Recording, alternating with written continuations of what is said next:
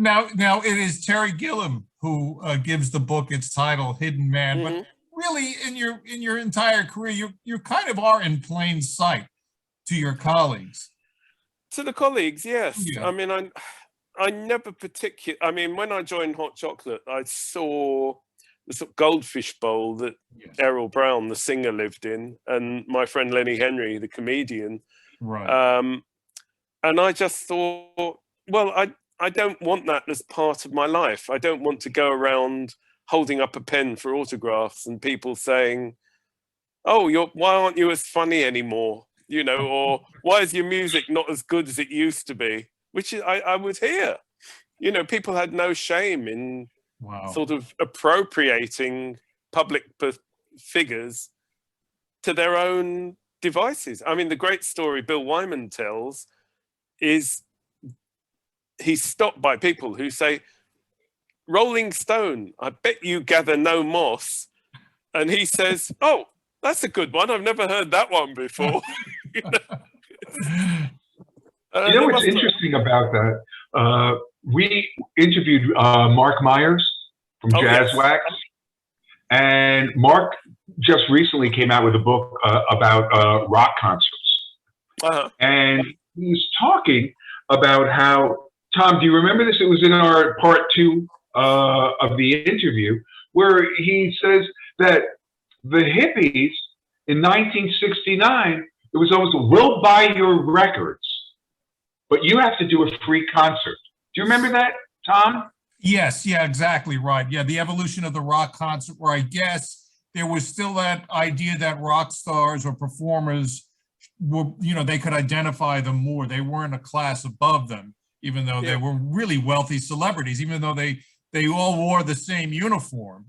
But what the point I'm trying to bring up in this, because there is a point, is how you're saying how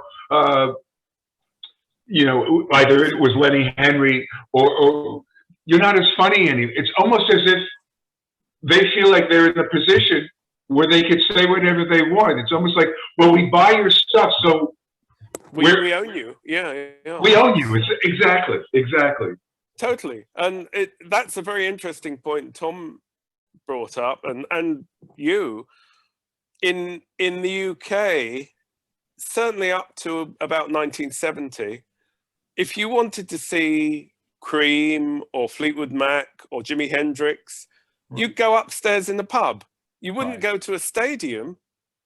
You would literally be in the same room as the band. And this is how I got to play with everyone, because Right. I would just take a saxophone along and say, "Oh, can I play with you?" And nobody ever said no, ever. I don't know why, but nobody ever said no, we don't allow that.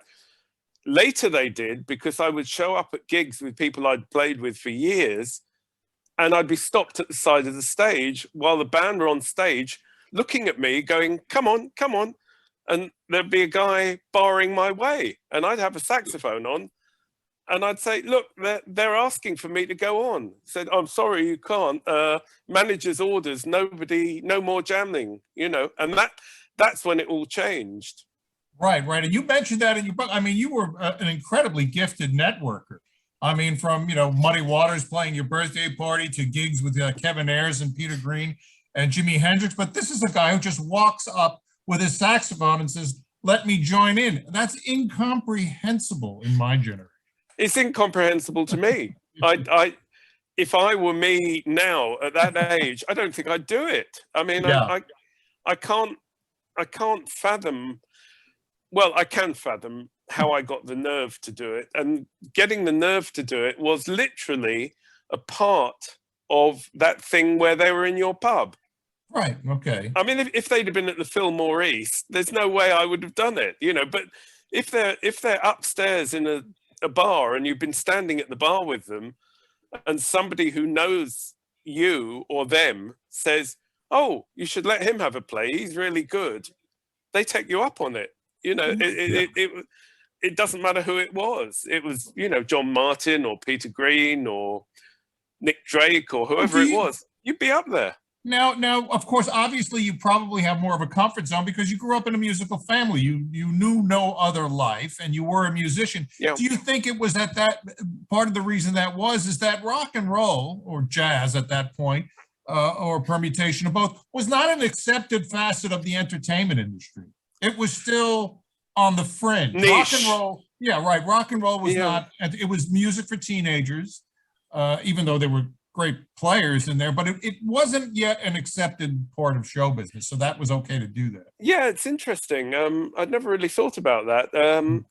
I mean, people like, let's say, on the one hand, Nick Drake and John Martin weren't household names. Right. You know, they weren't even sort of names in a pub to draw a crowd. Right. You know, they were niche people.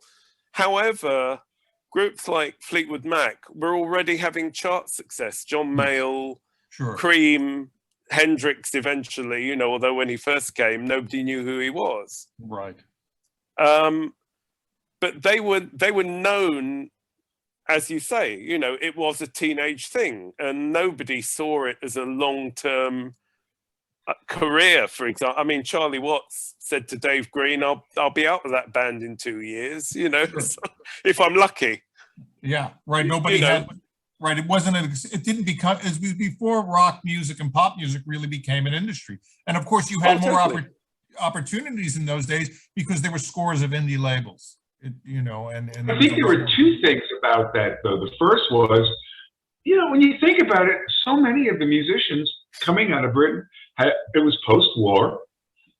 They were virtually blue collar. I mean, do you remember Ringo? I remember there was an interview where he says, "Oh, when this is over, I'll have a string of beauty salons." Oh, totally. Yeah. Totally. And it was a whole different mentality. It was a different mentality. Nobody saw a longevity to it. You know, it was something you did. It's like being a soccer player or something. You did it for as long as you could do it, and then you went off and did something else proper. You know, proper. Yeah.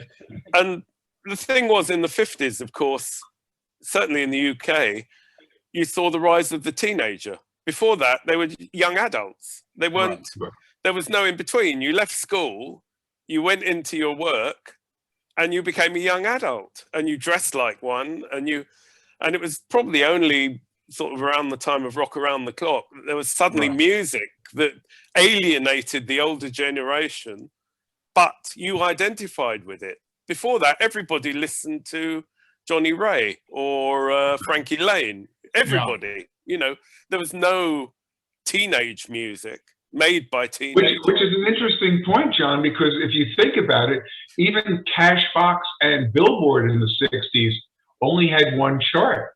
So at that point, Frank Sinatra and the Beatles were vying for the same thing because there was no side.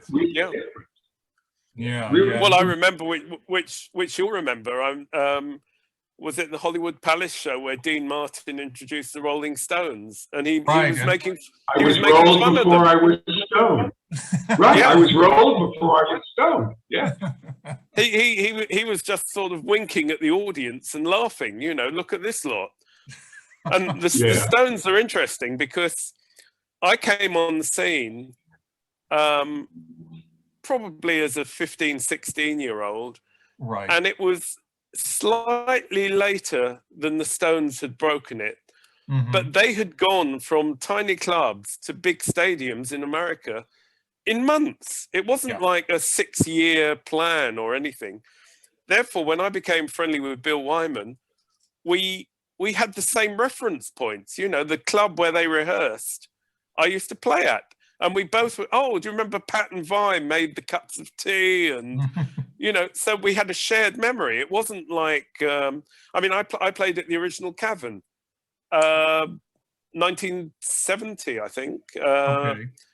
You know, that's only 7-8 years after the Beatles were there. And when we did the Ruttles, it was 7 or 8 years after the Beatles had broken up. Right. It was